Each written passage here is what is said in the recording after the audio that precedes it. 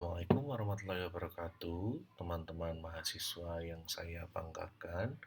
Mohon maaf, hari ini saya tidak bisa memberikan perkuliahan tinjauan seni rupa secara langsung dikarenakan ada keperluan mendadak. Jadi kebetulan istri saya sedang sakit dan saya eh, membuat video ini juga ada di rumah sakit ya teman-teman, sehingga eh, kami tidak bisa memberikan pembelajaran secara langsung, jadi kami terpaksa melakukan pembelajaran secara video asinkronus. Kami juga takutkan, yang kami takutkan adalah ketika kami nanti membuat Zoom, kebetulan waktunya juga mungkin kurang tepat sehingga nanti bisa malah membuat teman-teman waktunya tidak tepat sehingga nanti malah nabrak-nabrak dengan mata kuliah yang lainnya. Teman-teman, minggu lalu kita sudah membahas tentang seni sebagai komunikasi budaya, namun hari ini kita akan sedikit mengulangi lagi agar presentasi yang saya buat kali ini bisa lebih maksimal ketika kita presentasikan. Teman-teman yang baik, kita tentu saja memahami bahwa karya seni itu selalu dikaitkan sebagai bentuk komunikasi ya. Karya seni apapun itu seringkali dianggap sebagai bentuk komunikasi. Ada sebuah karya seni dari Picasso yang berjudul Mayoli atau Kekasihku ya, dibuat atau Si Cantikku, Cantikku. Nah, ini dibuat oleh Picasso. Ini ditujukan untuk memperlihatkan keindahan atau kecantikan seorang perempuan Skotlandia. Jadi dia menggambarkan karya-karyanya dengan eh, perspektif warna-warna khas Skotlandia.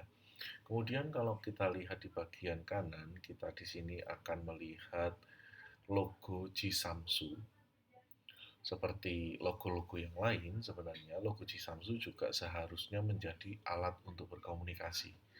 Ya, sama seperti logo Fumakila, sama seperti logo Michelin, sama seperti logo Apple, sama seperti logo dan lain sebagainya. Semuanya digunakan untuk membranding sebuah citra dari produk, lalu itu juga digunakan sebagai alat untuk mengkomunikasikan ke apresiator atau ke pembelinya. Ini ada juga tiga roda ya, produk dari obat nyamuk gitu. Nah, yang menarik di sini yang bagian kanan ini adalah togel ya, apa namanya, ramalan togel. Di sini kok ada ramalan togel, ini kuliah apa kok ada ramalan togel? Oke, kita akan bahas nanti.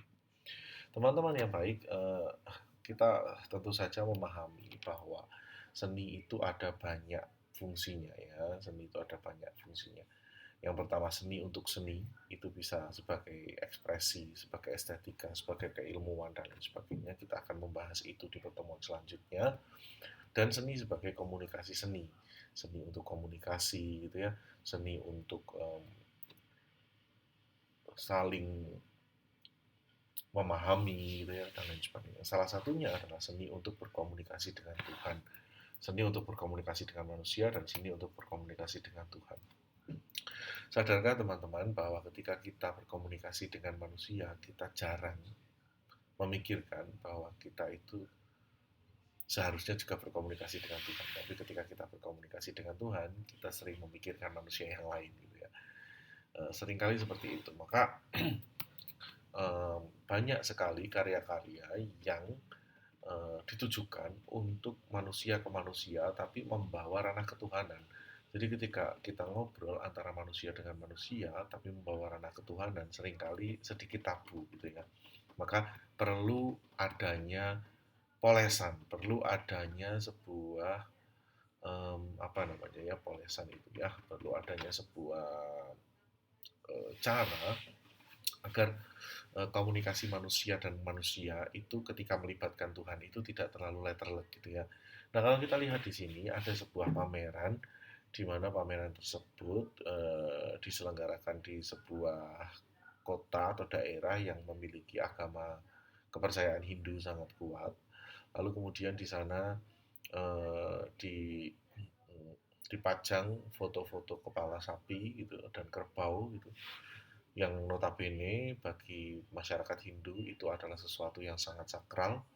Lalu kemudian di bagian kanan kirinya itu dicat merah, lalu ditulisi Arab, seolah-olah ini adalah sebuah hukum-hukum Islam, gitu ya. Nah, ketika kita melibatkan Tuhan dalam obrolan manusia dengan manusia yang lain, jika kita tidak mengemasnya dengan baik, itu akhirnya kita akan menjadikan sesuatu itu seperti tabu untuk dibicarakan. Berbeda dengan itu, ada seorang seniman bernama Nindityo Adipurnomo yang membuat kode-kode pada atau memecahkan kode-kode pada objek hasil komunikasi manusia. Salah satunya adalah konde yang kemarin kita sudah bahas.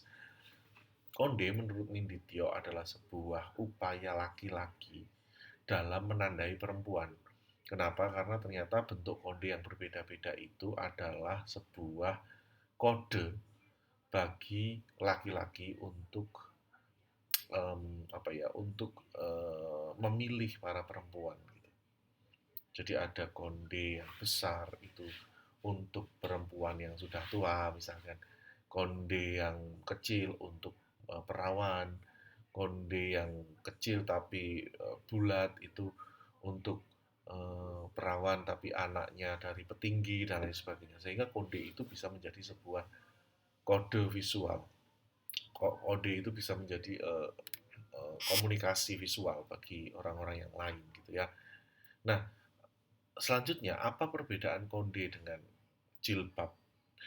Konde itu diciptakan oleh laki-laki untuk menandai perempuan, sedangkan jilbab itu diciptakan oleh agama untuk uh, menghindari perempuan dari perbuatan-perbuatan yang tidak diinginkan.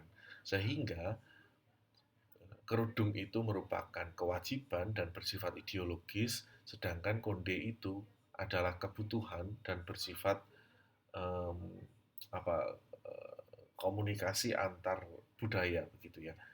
Maka di sini kita bisa menggarisbawahi bahwa jika ada orang menggunakan konde pasti itu adalah adat Jawa ya, belum tentu orang Jawa tapi dia pasti itu adat Jawa. Tapi jika ada orang yang mengenakan jilbab, ada kemungkinan besar itu merupakan adat Islam atau adat agama-agama samawi, kurang lebih seperti itu ya. Jadi bukan sebatas adat kebudayaan, tapi itu adat ideologi dan agama, kurang lebih seperti itu teman-teman.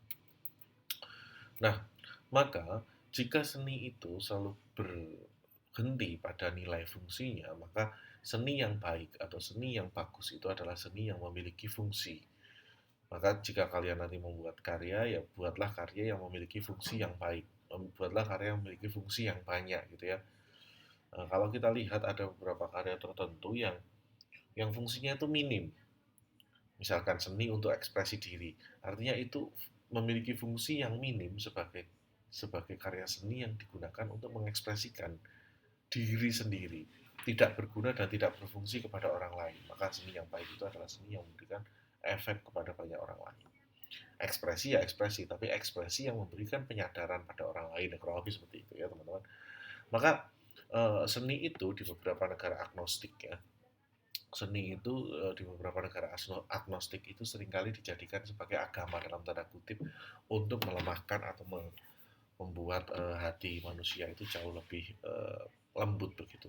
Tentu saja teman-teman pernah mendengar lagu Ibu dari Iwan Fals atau mungkin pernah mendengar lagu Melly Goeslaw yang berjudul Potret, atau mungkin kalian pernah dengar lagu Ibu atau yang lain lah pokoknya ya. Nah, jika kalian sedang ingat ibu kalian, maka kalian akan sangat sedih. Ya, kalian akan sangat sedih mendengar lagu itu. Artinya sama dengan hal itu, ketika kalian melihat karya seni dan kalian relate dengan persoalan karya seni itu, kalian bisa sangat dalam mendalami karya seni itu, kalian bisa sangat kena gitu ya. Nah, ketika kalian mengenai karya seni itu, maka sebenarnya kalian sudah melakukan yang namanya apresiasi karya seni, dan itu sudah into gitu, kalian sudah masuk ke dalam situ. Itulah kenapa seni itu selalu menjadi sebuah dalam tanda kutip pengganti agama untuk menghaluskan sifat-sifat kemanusiaan. Nah, berhubungan dengan fungsi tadi, pertanyaan selanjutnya saya adalah bagaimana dengan logo-logo di bawah ini, logo-logo ini. Kalau kita melihat di bagian kanan ini adalah logo rokok jarum, dia tidak berdiri, dia tidak tidur, dia tidak vertikal, dia tidak horizontal, tapi dia diagonal. Ya, dia tidak vertikal, dia tidak horizontal, tapi dia diagonal. Nah, persoalannya di sini, apakah ketika kalian merokok jarum, mungkin dari kalian ada yang merokok, tapi saya tidak menganjurkan merokok. Tapi ketika kalian merokok jarum itu, apakah kalian kemudian seperti ditusuk-tusuk jarum? Kan tidak. Ketika kalian minum larutan penyegar cap kaki tiga, apakah kemudian logo cap kaki tiga itu adalah simbol bahwa itu adalah air cucian kaki? Kan ya enggak gitu ya. Tapi kenapa ya logonya kok seperti itu ya? Berbeda dengan logo-logo orang-orang barat seperti Apple. Apple itu eh, apa namanya, simbol kesempurnaan, karena Apple itu sebenarnya adalah yang dilihat adalah buah huldi yang dulu dimakan oleh Adam dan kemudian Adam turun ke bumi. Itu adalah simbol kesempurnaan, simbol keabadian begitu Apple itu. Windows yang memperlihatkan kalau kita mengenakan laptop tersebut atau memakai laptop tersebut, maka kita akan dianggap orang yang memiliki jendela pengetahuan yang luas kan gitu. Ada lagi apa? Fumakila, penyemprot nyamuk. Fuma itu artinya nyamuk, kila itu killer, pembunuh nyamuk, ya kan gitu. Artinya di sini sebenarnya logo-logo itu seharusnya juga memiliki, ya artinya logo itu juga memiliki tingkat komunikasi. Ya, logo itu memiliki tingkat komunikasi. Jadi ada yang bentuk komunikasinya letterlek langsung dan ada yang komunikasinya tidak langsung. Nah, mengapa demikian gitu kan? Kenapa demikian? Ternyata teman-teman, kita bisa melihat bahwa kesenian kita, entah itu di Jawa Timur, Jawa Tengah, kurang lebih di Nusantara lah ya. Kesenian kita itu selalu berhubungan dengan hal-hal yang magis. Kalau kalian dari plat G, kalian akan melihat fenomena yang namanya sintren. Pada anak kecil yang diikat, dimasukkan ke dalam kurungan ayam, lalu kemudian diiringi dengan suara rebab yang sangat misterius gitu. Lalu tiba-tiba ketika kurungan ayamnya itu dibuka, anak kecilnya sudah bebas, sudah ganti baju, sudah bebas, sudah bisa nari-nari dan seterusnya. Itu merupakan hal yang sangat mistis. Kemudian di daerah Banten itu ada debus, di daerah Surabaya atau di daerah Jawa Timur ada reok, ponorogo yang bobotnya saja sudah sangat berat sekali, puluhan kilogram. Lalu ada lagi kesenian apa namanya, kuda lumping, bambu gila dan lain sebagainya. Kita punya kesenian banyak sekali dan hampir semua kesenian kita itu berhubungan dengan mistis. Kenapa demikian? Karena ternyata teman-teman kita itu memiliki sebuah pola. Pola yang kita anut itu adalah pola tiga, di mana hubungan manusia dengan manusia itu seringkali bisa menjadi perhatian ketika ada esensi Tuhan di atasnya. Ya, hubungan manusia dengan manusia, hubungan manusia dengan manusia. Saya sebagai pembuat reog dan ini adalah orang yang menonton reog akan terhubung perasaannya ketika reog itu besar dan membuat orang menjadi amazed, membuat orang menjadi amazing, melihatnya terlihat seperti wah gitu. Nah, menurut Jacob Sumarjo, orang Indonesia itu memiliki beberapa pola untuk kehidupan mereka sehari-hari. Maka khusus untuk logo-logo yang tadi kita sebutkan, manusia zaman dulu, ya manusia zaman dulu itu ingin produknya itu bisa dinikmati antar manusia, sehingga manusia zaman dulu selalu memasukkan entitas Tuhan, sehingga mereka memasukkan sesuatu yang ganjil dalam produknya. Ya, Dulu orang-orang itu mencari logo atau meminta bantuan logo itu bukan kepada desainer, alih-alih kepada desainer justru kepada dukun. Sehingga apa? Sehingga yang mereka yang mereka berikan, yang dukun-dukun berikan itu adalah perspektif dari perspektif kebudayaan.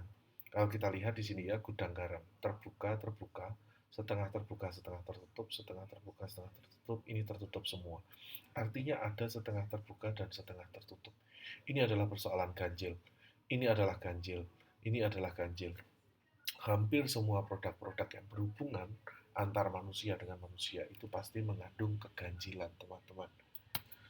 Nah, Yakob Sumarjo membagi pola manusia itu menjadi 4 bagian. Yang pertama adalah pola dua. Pola dua itu bisa berupa pola berkebalikan atau pola berhadapan. Pola berkebalikan itu pola yang saling jauh menjauh, seperti hitam putih, itu jauh menjauh. Lalu pola berhadapan, seperti laki-laki perempuan, hidup mati, itu pola berhadapan. Maka pola ini kemudian difahami oleh orang-orang tradisional sebagai bentuk satu kesatuan kehidupan. Laki-laki dan perempuan disimbolkan dalam tugu, linggayoni, dan lain sebagainya. Laki-laki dan perempuan disimbolkan dalam tameng-tameng suku Asmat, dalam baju-baju tradisional mereka. Akhirnya apa? Akhirnya keseharian mereka, ketika mereka ada yang sakit, maka harus ada yang dibunuh untuk dia hidup. Misalkan ada anak yang sakit, anak kecil sakit. Biar anak kecil yang sakit itu sembuh, maka bapak ibunya harus membunuh ayam untuk agar roh si ayam itu masuk ke dalam anaknya. Nah, gitu. Pola pola dua selalu seperti itu, teman-teman. Pola dua selalu bersifat tradisional dan sangat khas seperti itu. Selanjutnya adalah pola tiga yang tadi sama seperti kita obrolkan. Ada dunia atas, dunia bawah, dan dunia tengah.